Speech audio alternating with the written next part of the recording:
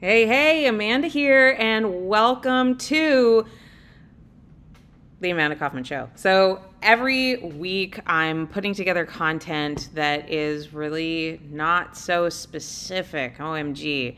I've got the Coaches Plaza community, which you're welcome to come check out at www.thecoachesplaza.com, which is really much more specifically focused on how do I get my next coaching client. And the Amanda Kaufman Show, I decided, would be a broader experience that is you talking with me talking with you about all of it. And it could be about, the coaching business, sure, entrepreneurship, but also just whatever comes up. And this week, what came up is very existential. And maybe it's because I just hosted our Alchemy Mastermind summer session, and we were talking a lot about nurturing who you are as the inner coach and nurturing who you are as a person so that you can grow whatever you want to do. So what's it really for? What is coaching really about? Like when you say, hey, I want to become a coach, or I want to be a coach to other people, why? When you declare, I want to have impact, what's that really about? So I've decided to go live without really telling anybody. I didn't do a whole bunch of promo before turning on my Instagram live and all my various portals and channels to say that I was going streaming today. And if you're catching this on Team Replay, say, hey, I caught this. I saw this. The reason I think that a lot of people start with the plan or start with the journey and don't go a whole lot further is because they're not asking themselves this key question, and they're not revisiting the question, why? What's it really about? What's my why? Why am I doing all of this? And I think that that's a big question to revisit, whether you are working in a corporate career, revisit it with your parenting, revisit it with your marriage, revisit it with your health, revisit it across all dimensions of life. What is the purpose of you grinding and driving so hard against any goal? But most especially, goals that are affecting other people. When we say, I want to have impact, good. We're a human species. We are social beings. We are designed to be in network with one another. And so, okay, I want people to have impact. Very often people say to me, and I've said the same thing, I don't want anybody else to have the pain that I've been through. That's amazing. That's a great motivation to get started and go deeper. I think it's so important to go deeper. And the reason is because in order to be successful in this space, you have to have a bizarre amount of consistency. An absolute bizarre amount of consistency. And it's not just about like, oh, I'm consistent about being on my blog, or I'm consistent about checking my inbox, or I'm consistent about sending my emails. Those things are really important. It's consistency about getting real about where you are in the process. It's consistency about being regrouping and recalibrating, because I'll be completely honest with you. The things that worked for me in 2017 won't work right now. Things that worked, even in 2019 won't work right now because the market's changed. I've changed as a human being. So many things have changed, and you've changed. I'm sure you've changed. You've learned new things. Hopefully you've grown. So that consistency isn't just about having this gritty drive to just always show up to the same thing over and over again. It's also the consistency of coming back and recalibrating to your goals and going like, what's shifted? What's different? What is now required of me that maybe wasn't required before, that I have to recalibrate and I have to show up? That consistency of revisiting your goals and recalibrating in light of the new. There's so much new that's going on. And maybe you've got like new needs as well. My family's grown so much since I started this journey. And so the consistency is different. I mean, I've got kids going off to college really soon. You okay? You hurt yourself? Oh, just put that one aside. We discovered a bad grape.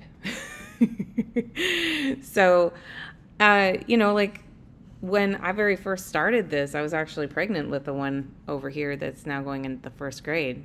Crazy, right?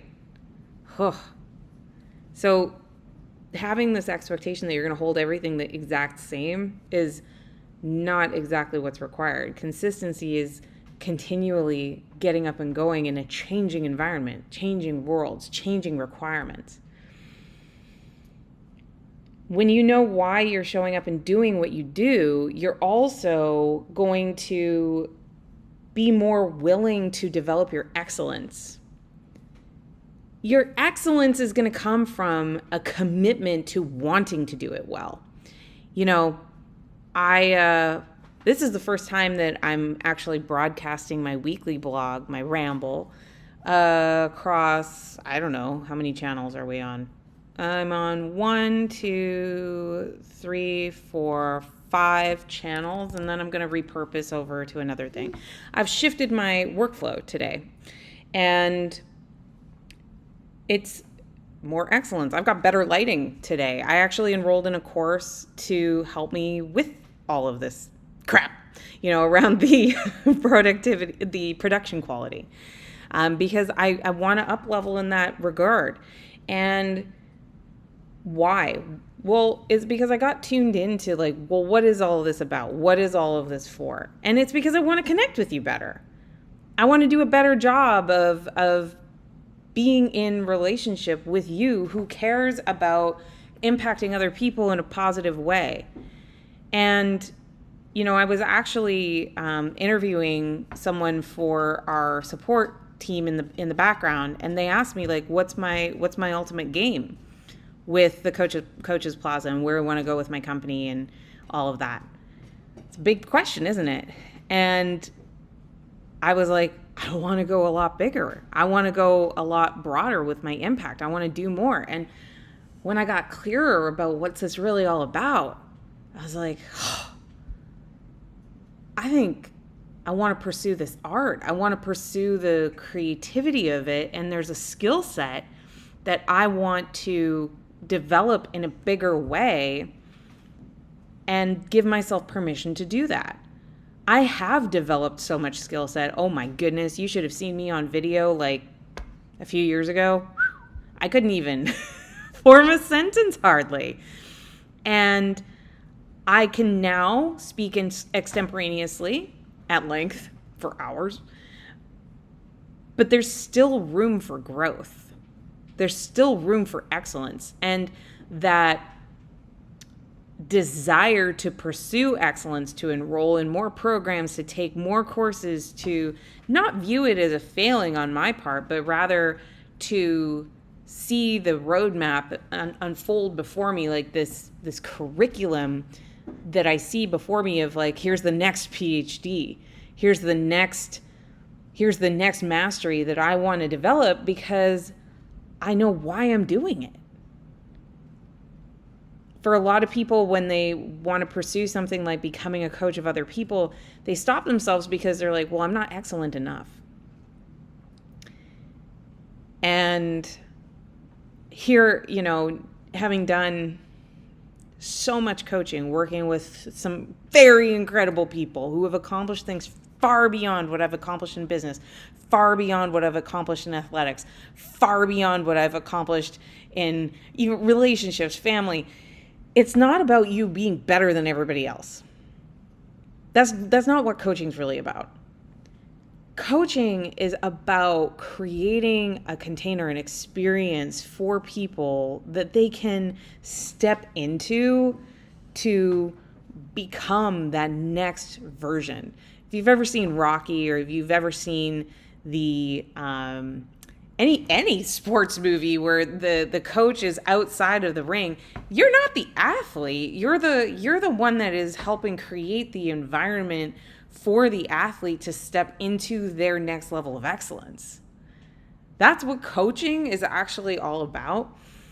That said, those coaches are veterans of their own lives. They're people who have chosen a level of excellence for themselves and have curated that for their coaching, they are excellent. They are not the athlete, but they are the coach.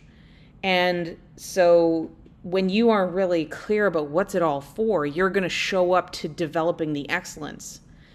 And so that brings me to like the next thing, which is, and this was so hard for me, so hard, which was the vulnerability to be seen building it.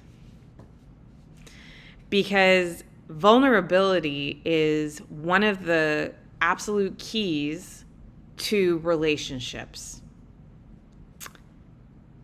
Vulnerability is one of the most important pieces in relationships, because when people are looking for who do they want to connect with, they want somebody who's real. And I tested this actually the other day. The little marketer in me tested this the other day. And I've noticed on TikTok and Instagram, there's all of these women doing the get ready with me thing. And I was like, really? And I was wondering if it was just me that I liked. Whoops, you okay? Mm-hmm. Okay, he's okay. Putting on their makeup, as they were talking about something completely unrelated to makeup.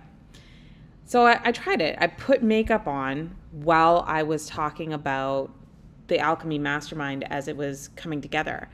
And wouldn't you know it, my views of my stories spiked through the roof. Like think 10x while I was putting on makeup in the morning. And here's my hypothesis on why that worked so well. I think people want to be seen, want to see you building towards that excellence. They want to see that you're not perfect underneath it all. They want to see the good product. Excuse me. They want to see the good product. They want to see the final product, but everyone loves a good before and after. Everyone loves to see a good before and after. But in order to show that really excellent after, you have to be willing to show the before. And more than that, I think about the deepest relationships that I have, the best friendships, the thick and thins, the ride or dies. They're the ones that share the secrets with you. The ones that tell you the stuff that they'd really prefer not to share. The stuff that could be damaging, the stuff that could be used against you. That vulnerability, the showing the soft underbelly, that stuff is the stuff of relationships. So and the reason why it's so important is because when we give someone something that they could use potentially against us and they choose not to, that proves trust. It proves trust. And I think in a world full of comparison online and look how shiny this thing is and look how shiny that thing is, it's difficult, I think, for people to feel that permission or even to know what to do with sensitive information. You know, like we're not, like if something's not going quite right in our own individual world, we're not sure what to do. Like, are we supposed to post that on social media? No, I don't think so, because everybody's social media world is so shiny. Am I supposed to tell my friend behind the scenes in the DMs? No, I don't think so, because it's supposed to be all just meme exchanges and everything's perfect. Everything's perfect. Look how perfect everything is. But that vulnerability is one of the things that makes the relationship a relationship. And I think the other thing that is really challenging is like, how much is too much? You know, like, are you dumping on your friend, or are you dumping on your connection, or is it an appropriate amount of vulnerability? And this is such a fascinating and interesting topic. I think like that's where personal growth and development is such an important thing, and why it's so important for people to do it, and why I think there's a role for so many different types of support in your personal growth and development. Like, I think, this is my opinion, but I think there's a role for medical support, therapeutic support, coaching support, so much support, because if you're growing your life is made up of so many facets. Like, why would you have the expectation that you can only get help from one person ever, and that person is you, and you're supposed to have all of the answers? That is a preposterous idea. That is a ridiculous idea. And there's just so much information out there. Some of it's good, a lot of it's trash, and it's difficult to know what is good information and what is garbage. So this vulnerability trust thing, I feel like, is a huge differentiator, because when someone can say, hey, yeah, you know, I actually really did do this, and here's what I actually did, and this is what happened, and I'm not angry, this is what really happened, and then this is what I'm trying now, and this is where I'm really at. Like, that's powerful stuff. That's incredibly powerful stuff. And a lot of people don't want to show it. They don't want to talk about it, because we don't want to be made fun of. It's pretty simple.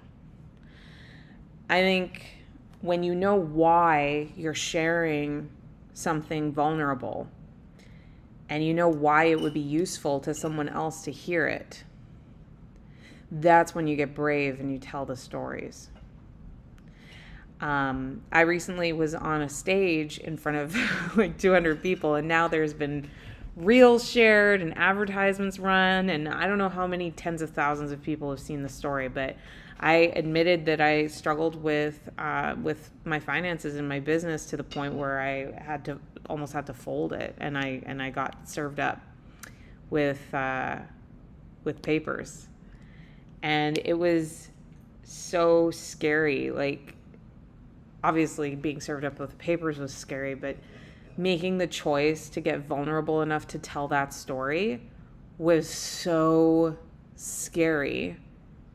And I chose to do it because, for me, what this coaching thing is really about is people need people in their lives who are not their friends, who can be strong, supportive influences in their lives that can be that coach in the corner so that the person can be rocky.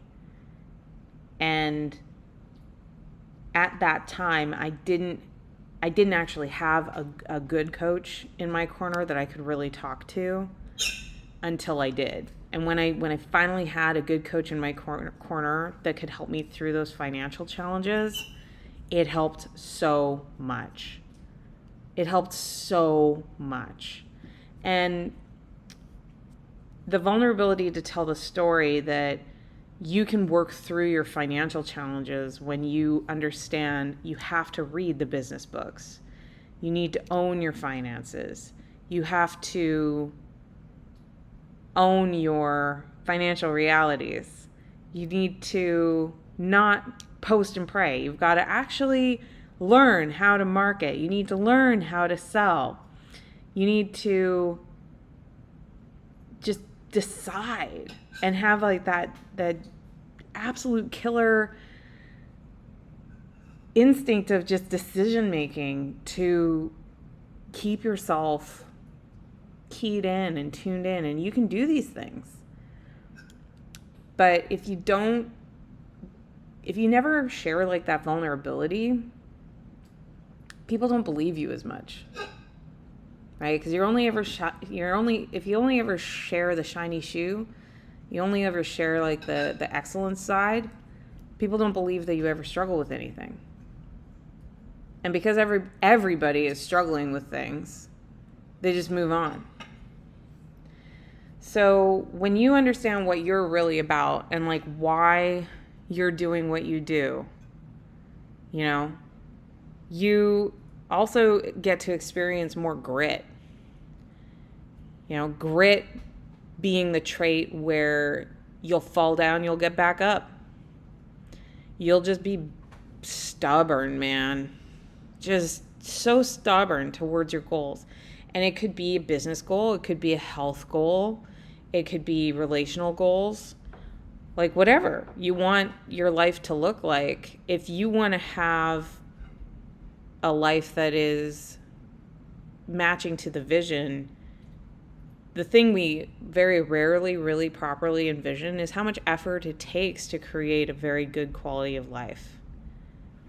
And that grit of tolerating failure, future failure, and learning, it takes so much recognition of like, that's right, that's what this is for.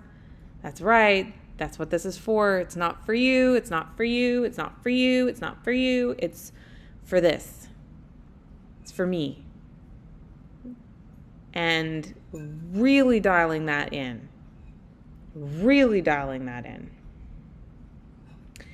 And I think the final idea about what's this all for, why do all of this,